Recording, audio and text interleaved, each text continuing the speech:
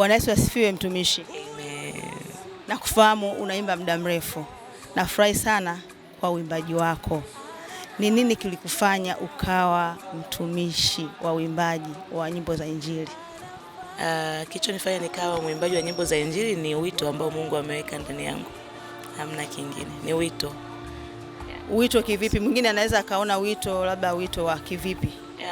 Mungu anaweza kaachilia kipawa ndani yako, lakini kama hakuna ule msukumo wa ziada wa kufanya, unaweza kubaki nacho pale pale. Kwa hiyo kuna ule moto ambao ulikuwa tu ndani yangu kwamba like you have to do something. Mimi ni fani wako wa muda mrefu. Nyimbo zako ikipigwa, yani imepigwa leo, lakini nikisikiliza miaka 20 ijayo bado ile nyimbo na vibe. Kwa nini? Yani unafanya nini mpaka iwe hivyo? Cha kwanza ni Mungu, mpaka cha 100 ni Mungu. There's nothing more. Ni Mungu tu anatusaidia kufanya kila kinachofanyika.